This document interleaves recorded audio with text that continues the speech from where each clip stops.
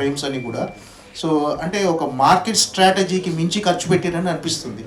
So ఈ cinema మీద content మీద అంత నమ్మకమా, సుహాస్ గారి మీద అంత నమ్మకం? ఎందుకు ఎక్కువ బడ్జెట్ కొంచెం ఎక్కువ ఖర్చు పెట్టినట్టుగా అనిపిస్తుంది? ఖర్చు అయితే అయింది సార్, కానీ సినిమా వెళ్తున్న కొద్దీ అది తెలిసిపోతుంది సార్, సినిమా వర్కౌట్ అయిపోతుంది అనేసి. సో దాని ప్రకారం దానికి ఎక్కడ కాంప్రమైజ్ అవ్వద్దు అన్నట్టు పెట్టుకుంటూ వెళ్ళిపోయాము. సినిమా అలానే వర్కౌట్ అయింది. సో అది మీరు చూసి ఇంకా చెప్తారని నేను అనుకుంటున్నాను.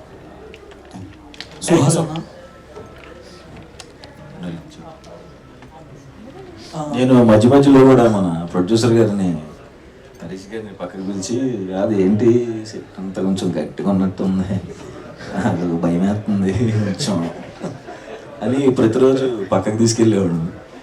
బాగా వస్తుంది కదా అని చెప్పి బాగా సపోర్ట్ చేశారు. థ్యాంక్ యూ అండి.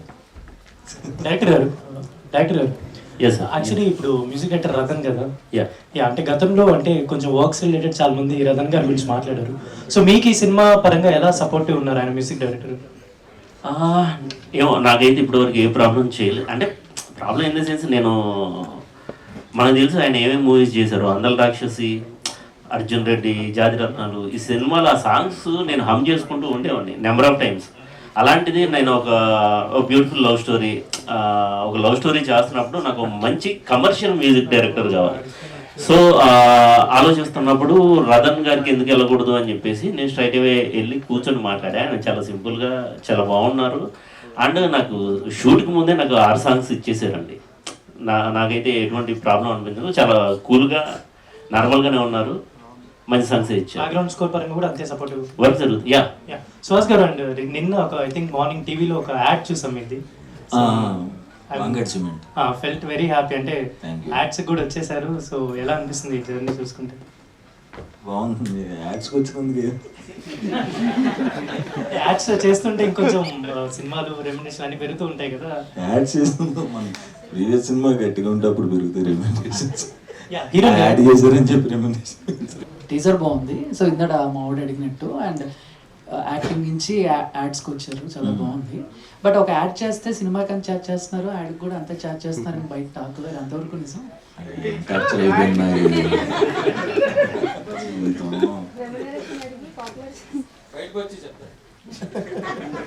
మంచిగానే ఇచ్చారు అంతే. కాకపోతే అందులో అంత నెంబర్ లేదు. ఇదేంటో నేను యాక్టింగ్ బాగా చేస్తామని అయ్యి వదిలేసి రెమ్యునరేషన్ బాగా తీసుకున్నాను. అండ్ ఇంకోటి స్పిరిట్ కూడా ఆడిషన్ కాల్ వచ్చింది కరెక్ట్గా, మీరు ఏదో ట్రై చేస్తున్నారని ఎంతవరకు కరెక్ట్? స్పిరిట్ లేదా? వస్తే ఓకే, థ్యాంక్ యూ. సుహాస్ గారు, నెక్స్ట్ అంటే ఎటుడు తర్వాత నెక్స్ట్ అంటే బాగా థ్రిల్లర్ జోన్ ఏం టచ్ చేయట్లేదు. అది దాంట్లో మంచి అప్రిషియేషన్, అప్లాస్ మంచిగా వస్తుంది. ఎందుకు నెక్స్ట్ ఏమైనా ఎక్స్పెక్ట్ చేయొచ్చా మీ నుంచి? విలన్ సస్పెన్స్ థ్రిల్లర్ మూవీస్ ఏమైనా?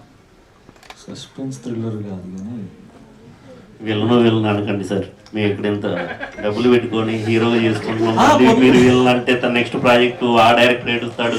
మీకు అర్థం కావట్లేదు, మీరు చిన్న క్వశ్చన్ అడుగుతున్నారు. ఇక్కడ చాలా పెద్ద ఇంపాక్ట్ పడుతుంది. ఒకటి నాకు చాలా నచ్చింది, యాక్చువల్గా చేయలేకపోయాను దీంట్లో. మన సందీప్ గారు మౌగ్లీలో చేయాలి, యాక్చువల్గా చేయట్లేదు.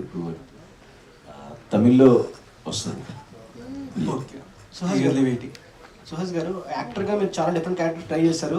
రైటర్ పద్మభూషణ్ కానివ్వండి, అంబాజీపేట కానివ్వండి, అట్లా ప్రతి ఫిలింని మీరు న్యాయం చేశారు, జస్టిస్ చేశారు. సో ఆడియన్స్కి ఫ్యాన్స్ కాకుండా అడ్మైరింగ్ ఉంటుంది మీ యాక్టింగ్ పరంగా. సో ఈ మూవీ అయితే first time rom com try చేస్తున్నారు కదా. సో యాక్టర్గా ఆడియన్స్ని మీరు ఎంతవరకు మెప్పించగలరు? కొత్తగా ట్రై చేశారు కాబట్టి, అంటే ఒక స్టెప్ ఎక్కుతారా? సో ఆల్రెడీ చూశారు కాబట్టి ఓకే సుహాస్ రెగ్యులర్గా చేస్తాడు అనిపించుకోవచ్చు. అది తెలియదండి, చూసాను. ఎంజాయ్ చేస్తారని అనుకుంటున్నాను ఖచ్చితంగా. ఇందులో ముఖ్యంగా నాకు చాలా మొత్తం 6 సాంగ్స్ తీసారని ఫస్ట్ టైం. చాలా నేను యాక్చువల్గా డ్యాన్స్ బాగా చూపించుకుంది ఈ సినిమాలో. చాలా చాలా మంచి డ్యాన్స్ ఉంటుంది ఈ సినిమాలో. అది నేను చాలా ఎక్సైట్ అవుతుంది. సుహాస్ గారు, జనకైతే కనుక మీకు నచ్చి యూఎస్ రిలీజ్ చేశారు కదా. సో మరి ఇది కూడా ఏమైనా చేసే అవకాశం ఉందా? ఇది లేదంటే ఆల్రెడీ చేశారు. ఫ్యూచర్లో ఇంకా సుహాస్ ఓన్లీ యాక్టర్ అండ్ ఇట్టే ఉంటారా? నెక్స్ట్ ఇంకేమన్నా వేరే ఏమైనా చేయగలుగుతారు అంటే అందరూ చాలామంది ఇప్పుడు నాని గారు చూస్తుంటే ప్రొడ్యూసర్గా చేస్తుంటారు ఆయన సినిమాలు ప్రొడక్షన్ చాలా టైం ఉంది, చాలా ఇంట్రెస్ట్ ఉంటుంది ఆబ్వియస్గా, కానీ చాలా టైం ముందు మనం అసలు మరీ స్క్రాచ్ నుంచి వచ్చాం కదా. సో ఫస్ట్ ఈకోని అన్నీ సెట్ అయిన తర్వాత అప్పుడు మళ్ళీ స్టెప్పులు వస్తే అప్పుడు ఆలోచించాలి. అంటే మీకు ఎక్కువ స్టోరీస్ వస్తుండే కొన్ని చేయలేని సందర్భం కానీ ఇంట్రెస్ట్ ఉంటుంది, సో అలాంటి టైం అది నేను ఇప్పుడున్న సిచ్యువేషన్ నేను ఏం చేయలేను టైం. అది ఇంకా చూడంటే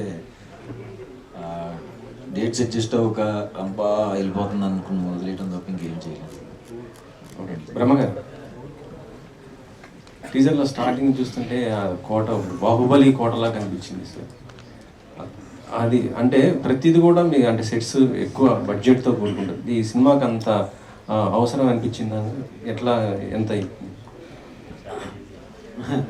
అంటే సినిమాకి మన కథ విన్నప్పుడు దానికి ఏం కావాలో ప్రతిదీ మనం చేయడం, ఆ న్యాయం చేయాలి. ఆ న్యాయం చేసే దాంట్లో బడ్జెట్ ఇష్యూస్ ఉంటాయి, కానీ ఇక్కడ ప్రొడ్యూసర్స్ బడ్జెట్ ఇష్యూస్ ఎప్పుడు పెట్టలేదు.